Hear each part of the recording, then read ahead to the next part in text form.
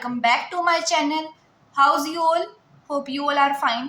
So हम कर रहे थे BA BSc 5th SAM group and things की बुक का chapter 4 that is permutation groups, जिसके सीरीज में हमने लास्ट लेक्चर में composition of two permutations complete कर लिया था. आज हम स्टार्ट करने वाले हैं identity permutation. So let's start the lecture.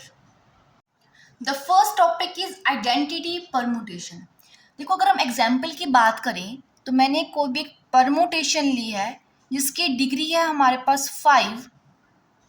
So elements are 1 2 3 4 5 and इनकी जो इमेजेस हैं वो हैं 1 2 3 4 एंड 5. दैट मीन्स जो सभी एलिमेंट्स हैं सेट के वो खुद पर ही मैप हैं. ऐसे परमुटेशन को हम कहते हैं आइडेंटिटी परमुटेशन, जिसके अंदर सेट के सभी एलिमेंट्स खुद पर ही मैप हों, उसे कहा जाता है आइडेंटिटी परमुटेशन. अगर हम डेफिनेशन की बात करें, if identity permutation is such that mapping is from S to S, B 1-to-1 mapping, 1-to-1 mapping such that Ix equal X for all X belongs to S, then I is called as identity permutation. Clear है definition? इसी के साथ एक another remark है, अगर किसी भी permutation को हम मल्टीप्लाई करते हैं आइडेंटिटी परमुटेशन से, देन हमें वही परमुटेशन मिल जाती है जिससे हमने मल्टीप्लाई किया है.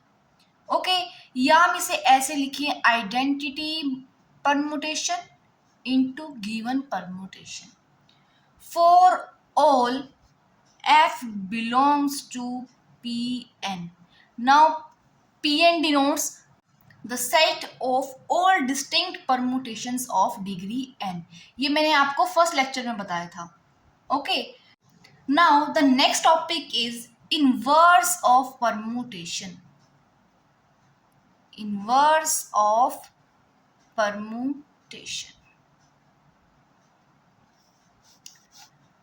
देखेंगे, अगर आपके पास कोई भी एक परमुटेशन गिवन है दैट इज 1 2 3 फॉर्म, 3 1 2 4 एंड हमें कहा जाए इस परमुटेशन का इनवर्स फाइंड आउट करो, देन हम सिंपली क्या करेंगे, F इनवर्स के लिए जो सेकेंड रो है वो फर्स्ट रो बन जाएगी and first row second row बन जाएगी. सिंपली हमने ये करना है. देखेंगे, जो ये सेकेंड रो के एलिमेंट्स हैं इन्हें हम फर्स्ट रो में लिख देंगे 3 1 2 4 एंड फर्स्ट रो के एलिमेंट्स को हम सेकेंड रो में लिख देंगे. Simply this is the inverse of the given permutation F. इस परमुटेशन को हम ऐसे भी लिख सकते हैं 1 2 3 4. 1 की इमेज है 2, 2 की इमेज है 3, 3 की इमेज है 1, 4 की इमेज है 4. सिंपली हमने क्या किया, सिर्फ और सिर्फ ऑर्डर चेंज किया है. एंड हमने फर्स्ट लेक्चर में देखा था इक्वालिटी ऑफ टू परमुटेशंस, जिसके अंदर हमने क्या देखा था कि अगर कोई भी दो परमुटेशंस हैं हमारे पास एंड अगर उन दोनों परमुटेशंस में सभी एलिमेंट्स की इमेज सेम है, देन हम उन दो परमुटेशंस को पाएंगे इक्विवेलेंट परमुटेशंस या equal permutations. The next topic is permutation group और सिमेट्रिक ग्रुप. देखो, हमने फर्स्ट लेक्चर में क्या देखा था, Pn नोटेशन मैंने आपको बताई थी. Pn denotes the set of all distinct permutations of degree n. मैंने आपको फर्स्ट लेक्चर में बताया था ये, राइट? अब देखो, आपने फर्स्ट चैप्टर में पढ़ा होगा कि हमारे पास अगर कोई भी सेट है देन हम उसे ग्रुप कब कहते हैं. सो उसके लिए हमारे पास 4 कंडीशंस होती हैं. अगर कोई सेट 4 कंडीशंस को सेटिस्फाई करता है देन हम उस सेट को ग्रुप कहते हैं. वो 4 प्रॉपर्टीज कौन सी होती हैं? The first one is closure property या क्लोजर लॉ, राइट। अब देखो, परमुटेशन के केस में हमें पता है कि अगर हम किसी भी दो परमुटेशन का कॉम्पोजिशन लें, दैट मीन्स FOG लें या GOF लें, तो वो भी हमारे पास एक परमुटेशन ही आती है, राइट। दैट मीन्स जो सेट है परमुटेशन का, that satisfies the closure law. और अगर हम इसे वर्डिंग्स में लिखें तो हम क्या लिखेंगे? Since composition of two permutations is also a permutation, then we can write if F and G belongs to Pn, then FOG also belongs to the set Pn. That means the set Pn satisfies closure law. Now the next property is associative law, या हम कहें associative property। उसके लिए हम कोई भी तीन permutation ले रहे हैं F, G and H, that is from the set Pn। अब अगर हम फाइंड आउट करें FOG OH and find out करें FOGOH, तो ये दोनों क्या आती हैं? इक्वल। देन हम क्या कहेंगे? The set Pn satisfies associative property also.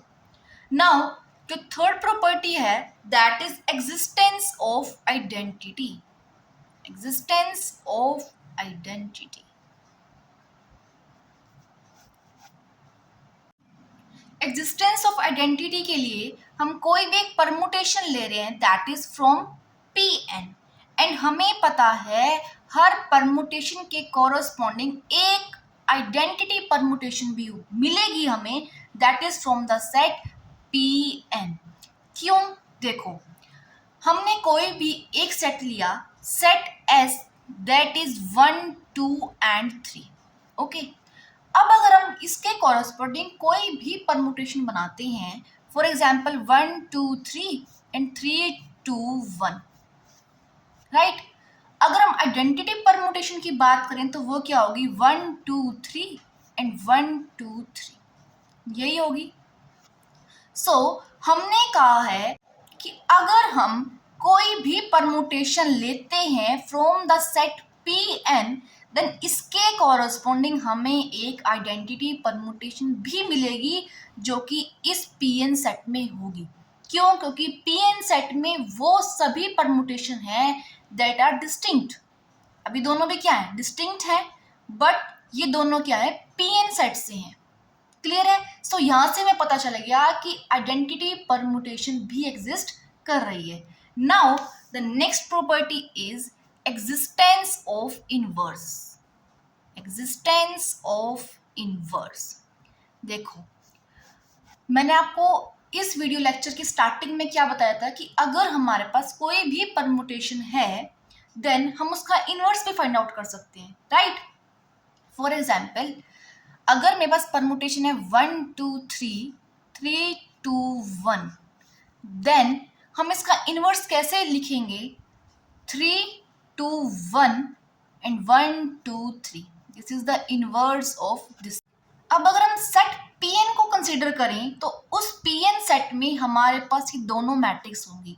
क्यों? क्योंकि इस परमुटेशन को कंसीडर करें तो इस परमुटेशन को हम ऐसे लिख सकते हैं 1, 2, 3, 1 की इमेज है 3, 2 की इमेज है 2 एंड 3 की इमेज है 1। अब अगर हम इन दोनों परमुटेशन को देखें तो these two permutations are distinct and the set of distinct permutation is Pn।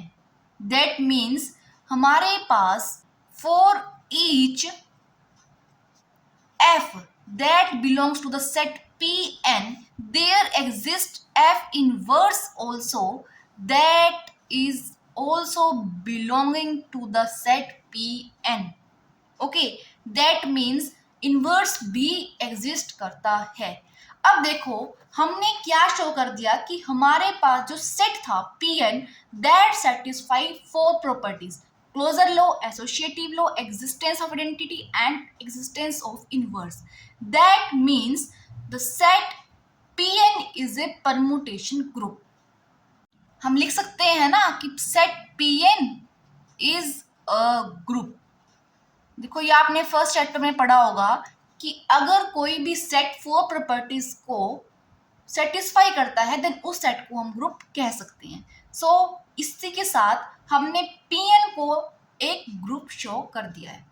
Okay, अब आपको एक एग्जांपल गिवन है. Construct the symmetric group S3 on 3 symbols A, B and C. देखो फर्स्ट लेक्चर में हमने n डिस्टिंक्ट परमुटेशंस बनानी सीखी थी. अब देखो हमें सेट गिवन है सेट S जिसके अंदर 3 एलिमेंट्स हैं A, B and C and इसके कॉरस्पॉन्डिंग हमें कितनी परमुटेशंस मिलेंगी डिस्टिंक्ट? दैट आर 3 फैक्टोरियल, क्योंकि इसके अंदर कितने एलिमेंट्स हैं? 3. सो 3 डिस्टिंक्ट परमुटेशंस मिलेंगी. That means 3 into 2 into 1 that is 6 distinct permutations. And 6 distinct permutations बनाने का जो मेथड था वो मैंने आपको फर्स्ट लेक्चर में बताया था. अगर अभी तक किसी ने फर्स्ट लेक्चर नहीं देखा है तो आप उसे वॉच कर लेना. उसी के साथ ही आपका ये एग्जाम्पल कंप्लीट हो जाएगा.